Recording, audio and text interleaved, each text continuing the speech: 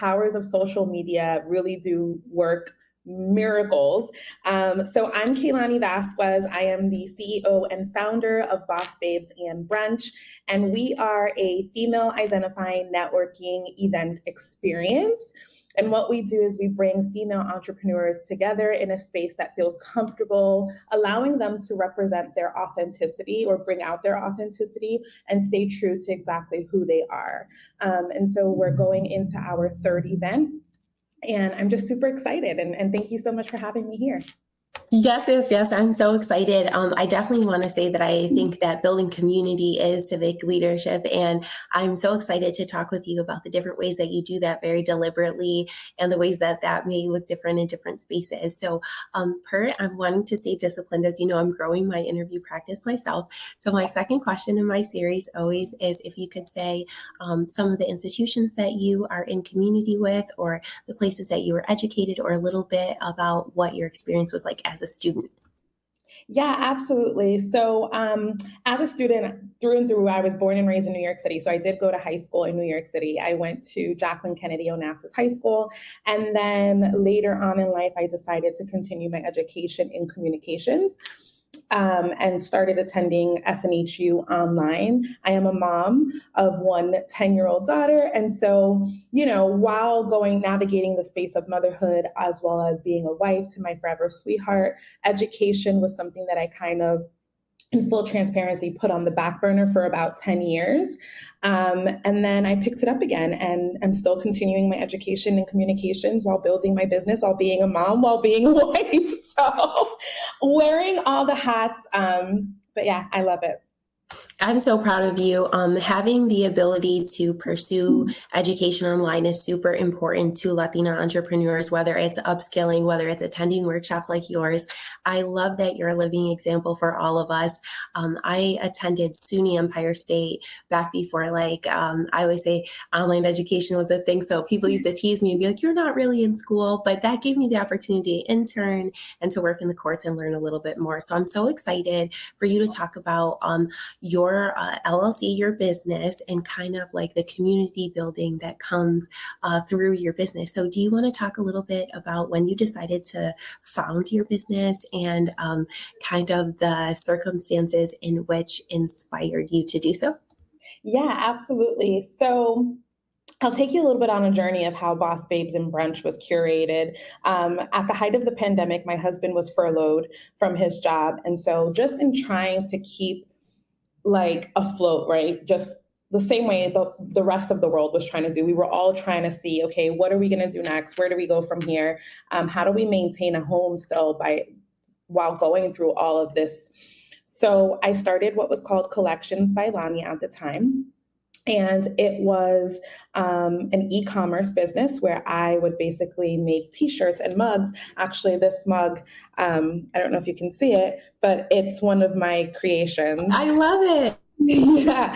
So I started making those. I was a self-taught e-commerce business. I used Shopify, that platform, and it was really, really great. It worked really well. My mission was always to connect with women, and it was especially Latinas, especially female entrepreneurs.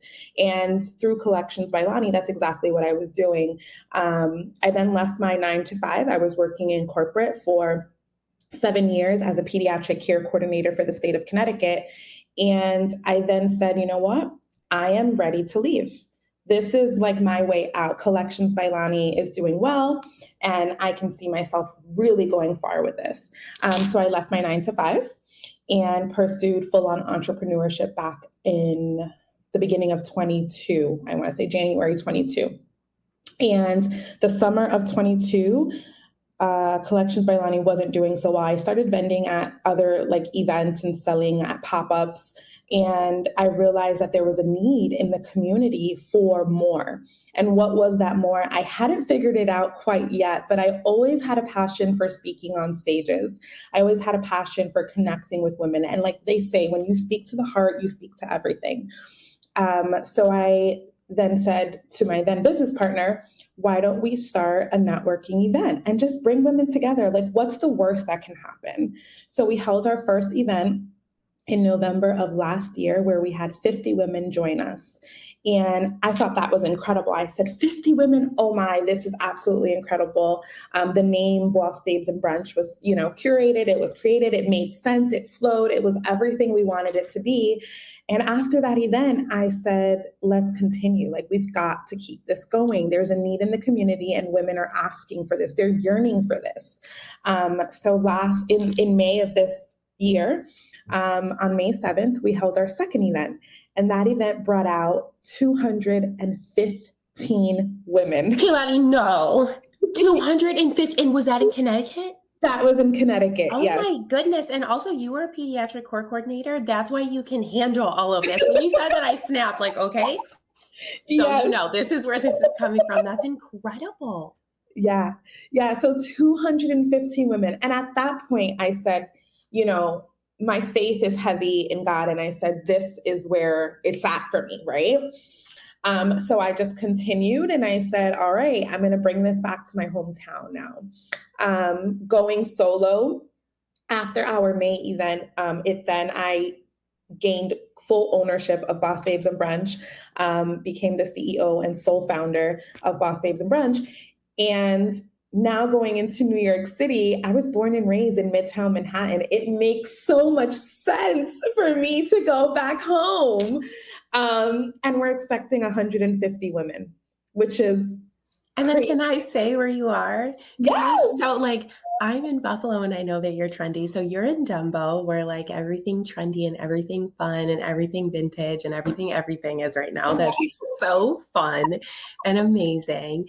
It must feel like a victory lap to bring this type of community building back to your city and the connectivity, I think, economically between Latinas in that tri-state area of Connecticut, Massachusetts, and New York. I think we have our own kind of microeconomy, but it's so incredible that you've been able to gather people in those numbers. I have a million questions for you personally, because a lot of what you're talking about kind of outlines some of the things that my friends and I have been doing here, kind of for fun as hobbies, not at the level and scale that you're doing or the level of professionalism. So I am totally in awe.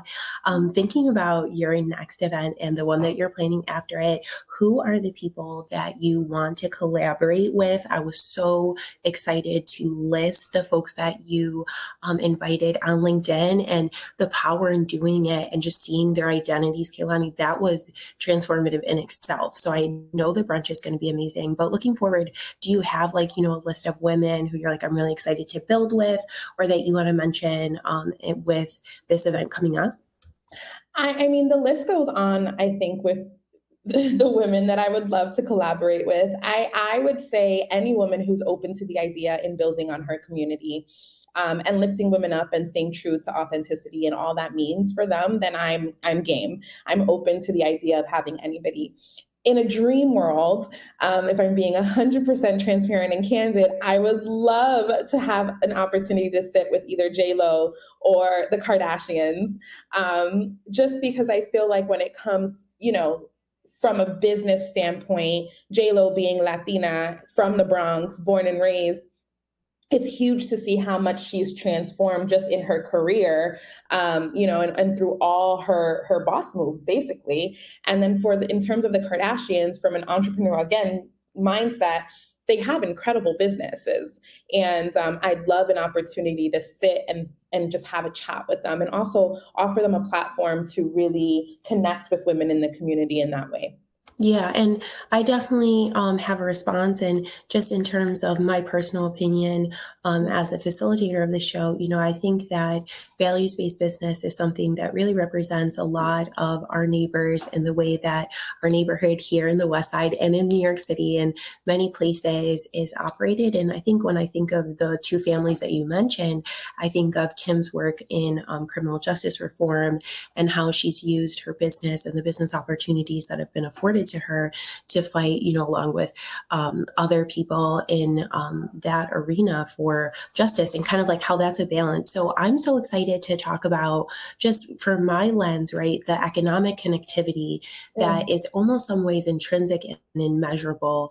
And I was on a meeting yesterday with, I think, Wells Fargo and the Association of Latino Accountants, I think, but they were talking about intrinsic value and things that we want to measure, but we can't. And I think about all of those businesses when they come together and they meet each other. Kaylani, how do you try to measure your impact? Do you see those businesses' relationship blossoming into other products and into other businesses? And, like, what is that like? And, kind of how do you understand your impact? Because I think it's just tremendous. I think I just restated my question, but I'm in awe of you. Yeah, no. So I think the way I measure my impact is really by the repeat. Like if I have women who have attended the first event and then come back to now the third event, that's a measure in itself, right? Also, I really, really do in terms of like numbers, looking at my analytics on social platforms. That's something that I measure and I keep a really close watch on. So, Instagram being my most used platform, I read the analytics and see how many people are coming over to my page. And while we're not a huge page, right, we don't have thousands and thousands of followers yet, I will say that the traffic and the, viewers that we have on our Instagram page and any given day is over 1,000, if not more. And also the traction that we get on our website. So in any given day, I can have 1,000 plus people who are just going over to the website, which means that my SEOs are really working. And so that's just in terms of measuring how I know that people are engaging, right? When it comes to the impact of what I'm doing, for me, it's the instant gratification that women have when they come to the events and what they tell me after, right? We follow up with a feedback form asking, okay, is there anything more that you need? How can we help you? How can we best serve you? How can we support you? Because ultimately that's what it is. Community is about really supporting and not just saying it and spewing it out the mouth, but really supporting and showing that in actions. And then just looking in terms of the trajectory of where we have business going, where we see business going for Boss Babes and Brunch, I will go into, we do have a membership that we are building up. And in that membership, what we're going to do is we're going to allow or welcome women who have businesses to come on board and kind of do something similar to what you and I are doing now, where they can host a Zoom meeting. They can talk about their business, and it's going to be solely focused on them using the Boss Babes and Brunch platform. So I'm really excited about that. Yeah, I think what you're bringing to the industry is powerful. I like to tend to remind people that I am a very good historian and very bad radio DJ. So let me stop, Kaylani. As people are listening here today and will be listening in the future, can you remind them where to follow you personally and also on your business page before I interject my very university and dorky comment about your impact? Yes, absolutely. So again, you can follow me on Instagram, and that's at Boss Babes and Brunch _. You can also head over to our website, and that's just bossbabesandbrunch.com. Fantastic. And I would encourage everyone who's listening on campus and off campus to follow you. I think that there's a lot of value and a lot of what I like to call economic restorative justice when we build what I call identity affirming business spaces. And I think that's because as a historian, which no one wants to hear about at any point, Kaylani, I am so very aware of the opportunities that were sometimes not given to our ancestors and how our lack of ability to influence what is understood as professional or the mainstream consumer business world influences our efficacy in the way that we see ourselves as successful. So I'm so excited that you're bringing all this positivity. I feel like affirmations are kind of part of your community too, right? Because you're so positive. Absolutely. Affirmations are definitely part of the community. And then just in terms of what you said along the lines of knowing that our ancestors perhaps didn't have the opportunities that we have now, I always like to say, I'm doing it to make my ancestors proud, because I know that I'm fortunate now to have opportunities that weren't granted to them. However, I will say that they helped pave the way and shape where we are now and where we're headed. So we've got to give them. Yeah, for sure. And I've had the pleasure of interviewing an assemblyman, and part of his family's legacy is faith and service. And I literally looked at him and I was like, every Puerto Rican family in Buffalo has like their thing. And it's like Yeah. whether they do quesitos or whatever. And it's almost like we have like this familial inclination to generate business ideas. And I feel like the strongest families are those who like really embrace their family members. So people ask me what I want to do next in my career, and I'm like, learn how to make flan, because my quesito game is strong. Forget my law degree. People want to know if I can make quesitos Kehlani. So Yeah. as I think about being very grateful to be part of your extended community, right? Because I want to be able to go to brunch. I'm not sure if I'm going to be able to, but I definitely consider myself a fan and a supporter of your community. When you look back, including some of the ancestors that you talked about who inspired you, is there like one person, both in your personal life and or in your business or like academic community, that inspired you to be the leader that you are? Because convening 200 people from all across the tri-state and East Coast is pretty serious business. Yeah, absolutely. When I think back to the long line of women that have just supported me in my life. And that goes, from my mom to my abuelita to my great abuelita, my titis, my cousins who are all females. And that's just the family aspect. And then I also go into the friends and like connections and teachers even. In high school, I had a dance teacher who absolutely inspired me. I still remember who my fourth grade teacher is. Which means that she impacted me in a way that allows me to still remember her.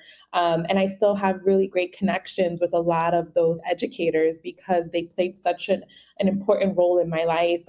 In New York City, I did theater from probably, I would want to say 10 years old all the way to up until 18 years old. And just all of the women that came in and out of my life while I was pursuing this acting career. At the time, I thought I was going to make it big on Broadway. Little did I know I'd be stepping on stages as a motivational speaker now. But we have room to make a Broadway play. I mean, we're here. Broadway's not going anywhere. They need more Latinas. That's so exciting, though, and I love it. But I see that confidence in you. That like when you're on, you have that very professional, like trained acting. And we have a theater department here at SUNY Buffalo State, as well as, oh my gosh, as well as organizations in the community, like Piece of the City. I actually just did a review on one of their youth Shakespeareans. But I think a lot of people, and I'm so excited to touch on this, but also to ask you and wanting to be respectful of your time, because I know I have you for about 10 more minutes, but wanting to be respectful of the idea that also that those theater skills translate into business skills. And there's this huge economy around theater, around event management. We have a festival economy here. Could you, and I know that this isn't one of our scripted questions, but could you talk about some of the confidence that you have from your theater background as when you step in front of all those people, maybe like how those two things translate? Yeah, absolutely. So again, like I said, I started when I was about 10 years old, and I started with a nonprofit organization called the 52nd Street Project. And what they did is that they bring community children together, right? Like Hell's Kitchen children together. And we start by writing our own plays, producing our own plays, performing in our own plays. And we work alongside of these really experienced actors and actresses. And then we just work our way up to the final or the finale, which is a youth Shakespeare play. I had the privilege of traveling to Texas to perform King Lear. And I was the beloved Reagan. And so it was just, stemming from that young age and knowing that they really instilled the confidence in me. We continued to work. I would go in every single day after school. And it was basically like my community. That was where I was probably 9 out of 10 times I was there after school. And just my mom always telling me also too, you are beautiful. You're Latina, which is a superpower in itself. You are made for hard things. And then one day, funny story, I Googled what my name means, and Kehlani actually is it indicates leadership. And so I carry that with me, right? Like who does these things? But I carry that with me. And I just know that I'm meant for really hard things, and confidence is just something that I always exude no matter where I go. Yeah, and that makes so much sense to me. I think I've shared with you, my dad's from the Lower East Side of Manhattan. So shout out to Rutgers Houses and all of the women who are coming from there, because those are the women that raised me, like that character, the spirit, the hustle of Manhattan, right? Which is, I think, so much of what I see in you, which is why I'm like, you would have been my friend if I didn't end up living in Buffalo, right? And I think there's a certain level of professionalism and like excellence that you bring that makes other women want to like meet you at that level, at least from my perspective. And I think that there's a lot of power in that, especially in the way that you share it on social media. So, as a reminder to everyone here, our audio is going to be shared on 91.3 WBNY, Buffalo's original alternative. We're going to be on LinkedIn. We're going to be on Instagram. So there's going to be a lot of places where people are going to be able to benefit from hearing your story of 52nd Street Project, which I'm obsessed with, obviously, now immediately. Yes.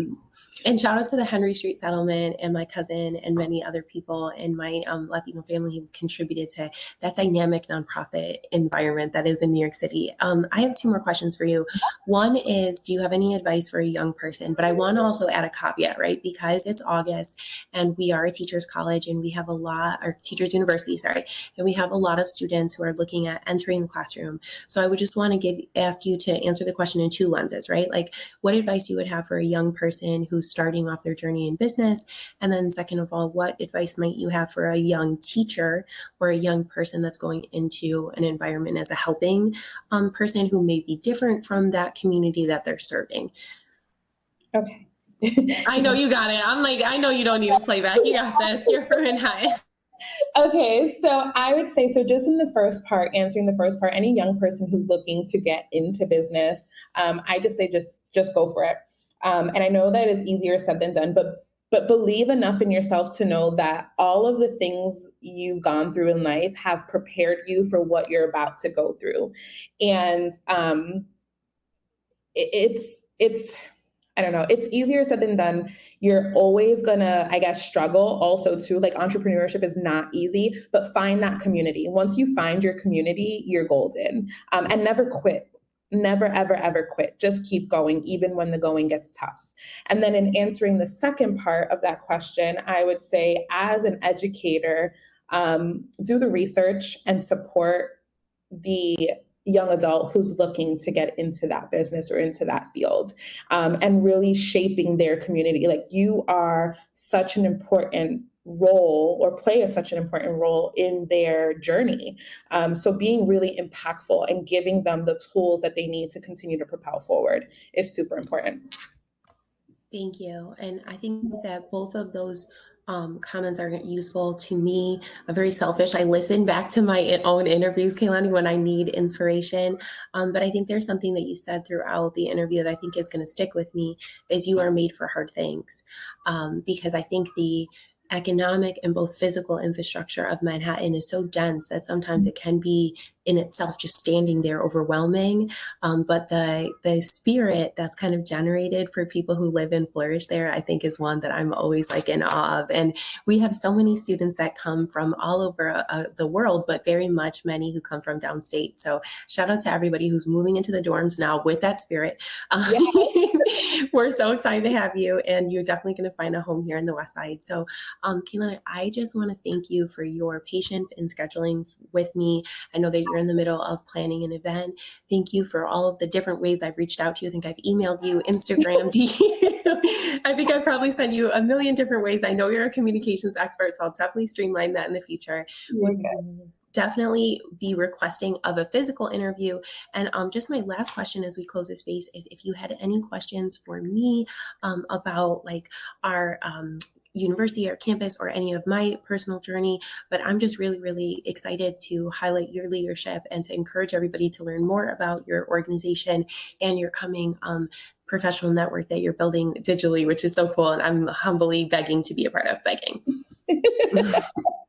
Well, I just want to say first, Talia, thank you so much for allowing me this space again. All the streams of communication that you used to get to me were effective. They were perfect. And I think that you did everything in your power to get me onto this live with you. And this interview with you. And I think it was amazing.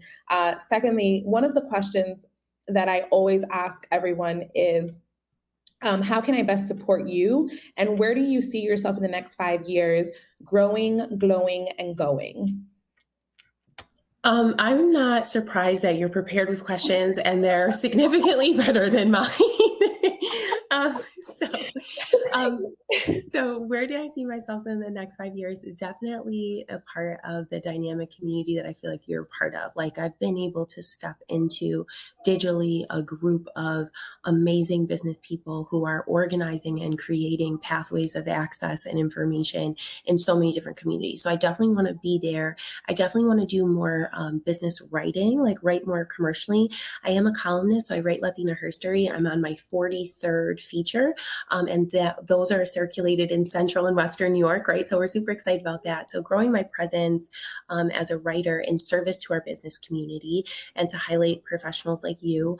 I am also a mom, so I definitely see myself continuing to support my son's business, which is around identity affirming curriculum for Latino boys. He has his own kind of like brand and thing. And then also, here, a part of the SUNY campus community, I went to SUNY Buffalo Law. I am part of the SUNY Buffalo State community right now. I went to SUNY Brockport for a semester. I went to SUNY Empire State. So definitely helping SUNY because I see SUNY, we have a small business office here, and, Empire State has a campus in Manhattan. Like I want to see us doing what we are doing, which is like driving resources and providing like university media like we are here, and just like really kind of supporting the exciting business community that we have. So like I want to be a SUNY nerd that helps business. Just concisely, I think, right? Right. So not so much growth there, but definitely refining my skills and how I want to contribute, and continuing to hold media spaces, because I'm starting to realize the commercial value of just the spaces that we build, and also the ability for our community members to learn. Because again, I'm going to revisit this interview and I'm going to be happy to share it with other Latina leaders. So I would love to be able to write about you sometime in the future for Latina history and to interview you in person. But until then, I want to encourage everyone who's listening to follow you, to attend your event in Brooklyn at the end of the month. Yes, to be generally your fan, right? And to continue, I think, to live in kind of the spirit, like you said, like just kind of do it, right? Do it. Just go for it. And yeah, so you can go ahead and check out all the information by visiting bossbabesbrunch.com. We have, sales up on there, and the event date is coming up, like I said, at the end of this month. So we're super excited. It's August 27th. And yeah, I'm excited. Perfect. And shout out to all of the dynamic people who are building economy between Massachusetts, New York, Puerto Rico, Dominican Republic, Florida, all of the places that we're movers and shakers. You are a national leader, Kaylani, and I'm really grateful and really just really, really, really grateful and really, really excited about watching your journey. Thanks so much for joining me. Thank you so much, Talia. Latinas make history every day. Okay. Can you read it for me? Well, how do you say this one? Latinas. Latinas make history every day. Okay.